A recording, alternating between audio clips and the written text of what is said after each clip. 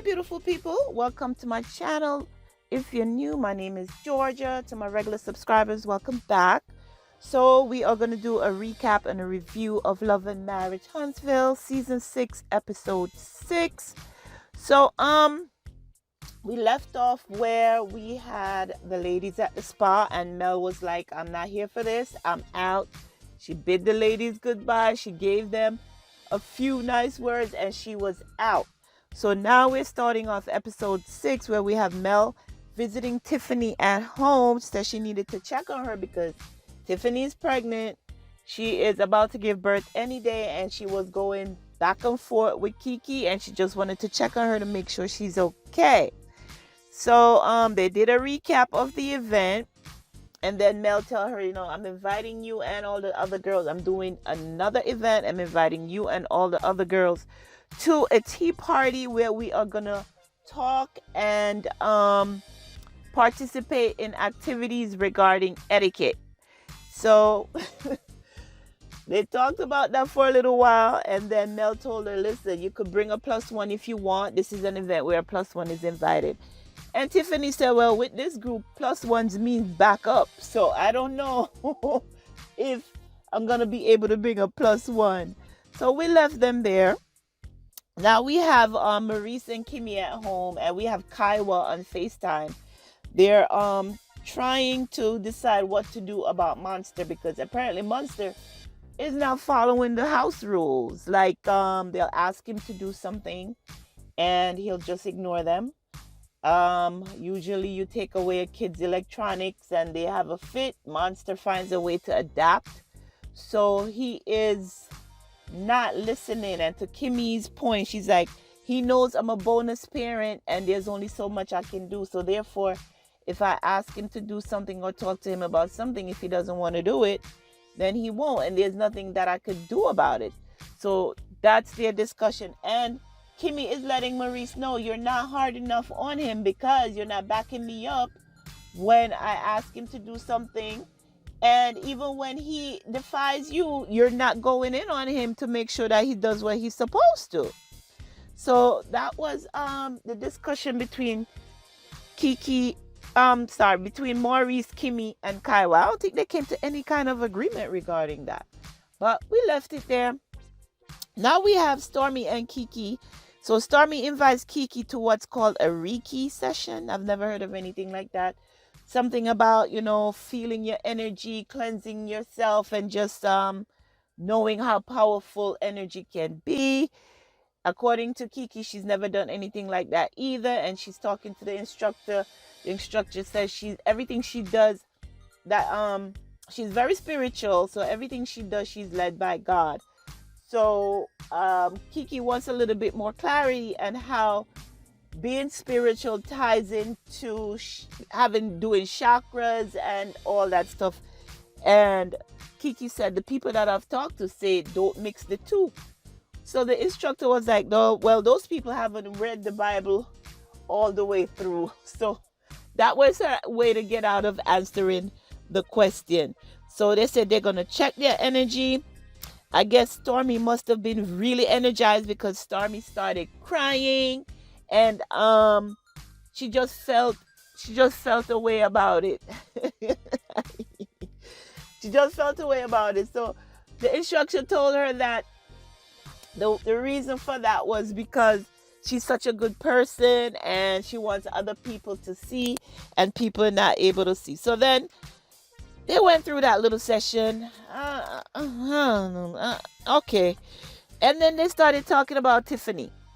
So Stormi was telling Keke, you got to be careful with Tiffany because remember, she's pregnant and you don't want anything to happen to her baby, because back in the day, people say the person that you argue with, that's what the baby come out looking like.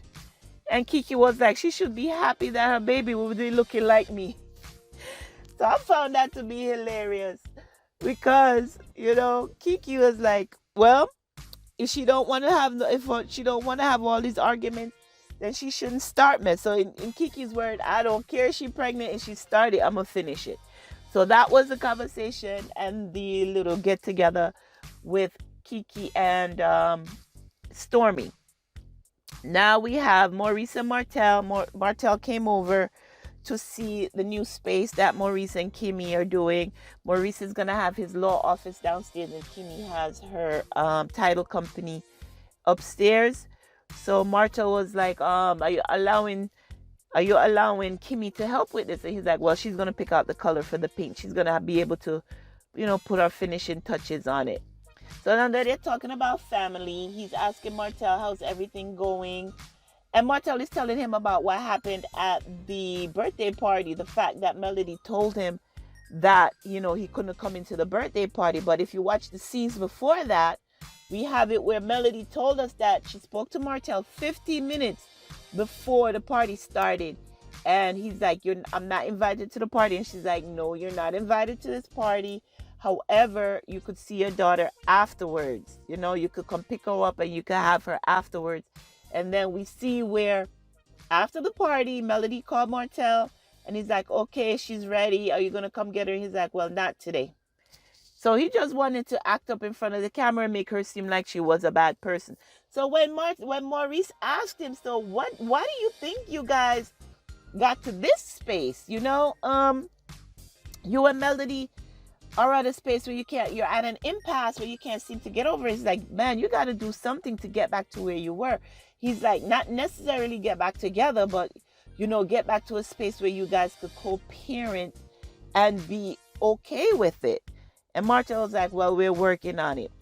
And then he asked about Kimmi, how's Kimmi doing? And Maurice tells him that, he's finally starting to see her energy come back and stuff like that. And he tells Martell he approached everything with God in mind. So, that's some advice that he's given to him. And also, he's asking about Monster.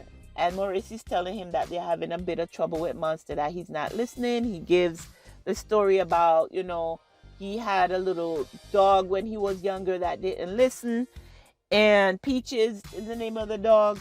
One day got ran over by a car because Peaches didn't listen. And he's like, I don't want that to happen to my son where he gets run over by society because he didn't listen to what I'm trying to teach him at this stage. So he asked Martell, what got you focused? He said sports and ROTC, and he said he was also self-motivated. So I don't know if Maurice is looking to put Monster, does he, in any type of sports, because I don't think he plays any sports right now. He could get together with Lewis and sign him up for baseball, because Monster's around 16, and at this age, 16, 17-year-old, all they're interested in is if they're not on a sports team, they just want their electronics and to be around their friends. That's basically what they want to do. So, all right. So with that advice, they gave each other advice. And now we're at the tea party that Mel put together. So we get to see Mel arrive first. She's with the person who's going to help her with the tea party. She's giving her some advice of what to do. Mel is like, will you be the one to greet them, or do you want me to? She's like, well, since you're the host organizer, you greet the ladies and stuff. So everybody comes in dressed to their nines. Everybody comes in their little tea hat. They sit at the table. They bring their plus ones, whoever they are. And Stormi's plus one is her mom. So everybody was like, okay, I see.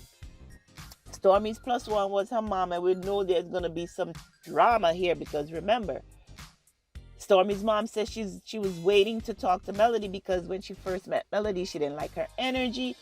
And everything that happened on social media, she wanted to talk to Melody about. So they go through. Melody pours her tea. People are talking about, I don't want tea. Mel was like, well, let it sit there. You're not going to tell me you don't want no tea. Let it sit there. You don't have to drink it. Stormi comes in. She wants some advice. She's like, I'm trying to be more ladylike. I find that I curse a lot. So that's my way of speaking. So how do I actually deal with that? And the lady was like, well, when you do curse a lot, that kind of shows that you have limited vocabulary. And I'm guessing everybody in that room have limited vocabulary because honestly, everybody was dropping the F-bomb at some point in time. We had Stormi doing it. We had Tiffany doing it. We had Keke doing it. So, and I'm like, Keke, isn't Keke an English professor? So Her range of vocabulary should be really wide. So why is she in there dropping F-bombs? So she told Stormi that, okay, at first when you meet people, you try to restrain yourself from using profanity. But, as time goes on, as you get to know people, they will know that's your personality. And then they know that's how you speak and they'll be okay with it. But initially, just try to refrain yourself from using so many F-bombs if that's the way you find yourself speaking. So, all right, I guess they were going around, tiptoeing around things. Finally, Miss Nell, if you guys know Nell, she's married to the real estate guy. What's his name? I forgot his name. Can't remember off the top of my head right now. But her and her husbands are really good friends of Melody and Martell, and they usually go to them for marriage advice. By now, if you watch the show, you know who Miss Nell is. So Miss Nell said, listen, I could feel the tension here in the room. I'm not sure. We really need to put everything on the table so we could address what's really going on. And I believe it was Stormi who said something and mentioned her mom's name. And Miss Nell was like, well, I really don't know your mom, Stormi. I'm guessing this is her over here. So they went around with that. And in a roundabout way, they don't want to cuss each other up, but they're trying to do it properly. Basically saying, girl, don't speak on nothing you don't know about because you weren't there. So Miss Nell was like, well, maybe you're right, but I'm here to, to get conversations going. So exactly what is the problem with you and Mel, Miss Stormi's mom? Again, the name slipped me. She was like, well, whatever was going on social media, something about a recording that was done in Mel house that got leaked. Everybody in social media was saying that it was Stormi who leaked it, and Mel did not come out and say that it wasn't her daughter. And I got a problem with that. So she was like, Mel was like, well, I did go on Twitter and say the person that you guys are saying didn't leak the tape is not the one. And Stormi's mom was like, no, you need to be direct. You need to say Stormi is not the one who leaked that tape.